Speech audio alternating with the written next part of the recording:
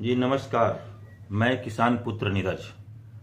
आज मैं बात करने जा रहा हूं जो केंद्र की सरकार के द्वारा यूजीसी में अधिनियम 2026 जो लाया गया है, जो कि उच्च शिक्षण संस्थानों में समानता को बढ़ावा देने के लिए एक कानून आया है। और इस कानून के आने के बाद देखा जा रहा है पूरे देश में विरोध अपने जोर पे चल रहा है। अब बात यह होती है और होनी चाहिए कि आखिरकार यह कानून क्या है और लाया क्यों गया।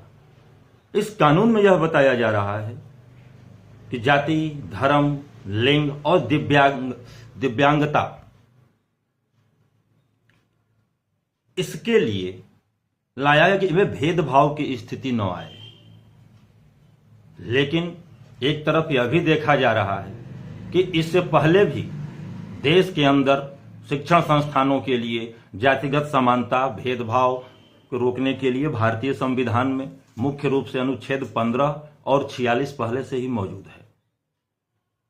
लेकिन कानून में आमूलचूल परिवर्तन होते रहना चाहिए, इससे भी कोई रोक नहीं है। लेकिन आप शिक्षा के क्षेत्र में दुराव की स्थिति पैदा करने के लिए अपने तमाम योजनाओं को, अपने द्वारा लाए गए नियम कानूनों को फ्लॉप होते हुए देखने के बावजूद भी एक दूसरे तरफ देश के जनता का ध्यान ले जाने के लिए यह नियम का लाना सरासर गलत है। देखा गया है हमारे यहां कि इससे पहले भी कानून हमारे यहां रहे हैं। ऐसा नहीं रहा है कि कानून दहेज उत्पीड़न का भी मामला आता रहा। उस दहेज उत्पीड़न में देखा गया था कि एफआईआर हो जाते ही गिरफ्तारी होती थी। SC/ST एक्ट भी रहा, ठीक, शिकायत होते ही गिरफ्तारी होती थी। लेकिन उसमें भी संशोधन किया गया।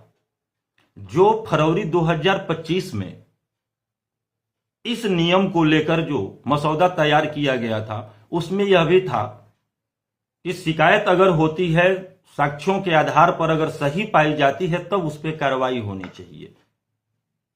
लेकिन इस बार इसको हटा दिया गया है, कहीं उसको जगह नहीं है। और चिंता का विषय है कि अगर बिना किसी ठोस सबूत के केवल शिकायत हो जाने के बाद अगर यह कार्रवाई हो जाती है, जो समानता केंद्र बनाया गया है वहां पर सभी शिक्षण संस्थानों में स्थापित होना है, और उसमें शिकायत होती है तो उस पर कार्रवाई हो जाएगी।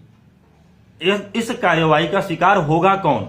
तब तो उच्च शिक्षण संस्थानों में पढ़ने वाले बच्चों के साथ, उसके जीवन के साथ आप खिलवाड़ करने पे तुले हुए हैं। अब गौर करने वाली बात यह है कि आखिरकार भारतीय जनता पार्टी की जो सरकार है, यह कर क्यों रही है। देश के अंदर कई ऐसे मुद्दे हैं जिनसे ध्यान भटकाने के लिए यह सबसे पहले अपने बेस वोटर के ऊपर ही आक्रमण कर दिया इसने।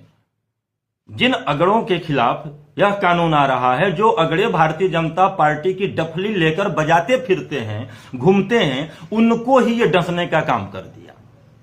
अब यह भी सोचने वाली बात है, यह भी सोचने वाली बात है कि जो इसका बेस है वह उसको नहीं छोड़ सका, तो देश के अन्य जो हैं अनुसूचित जाति, जनजाति, OBC, ये तमाम जो देश के अंदर बौद्ध हैं, जैन हैं, ईसाई हैं, इनको कैसे? हिंदुत्व का ठेकेदार है भारतीय जनता पार्टी, सब लोग देखते हैं। धर्म का टेंडर भर के चलती है और खुद ही ले भी लेती है, यह भी सबने देखा हुआ है। जब हिंदुत्व का ठेका लेके आप चल रहे हो, तब जाति में बांटने की आवश्यकता क्या पड़ी? ये वही भारतीय जनता पार्टी है कि 2014 से पहले सभी जातियां हिंदू हुआ करती थी, लेकिन भाजपा की सत्ता में आते ही हिंदुओं को भी कैटेगरी में बांट दिया गया था, अगड़ा हिंदू, पिछड़ा हिंदू और दलित हिंदू।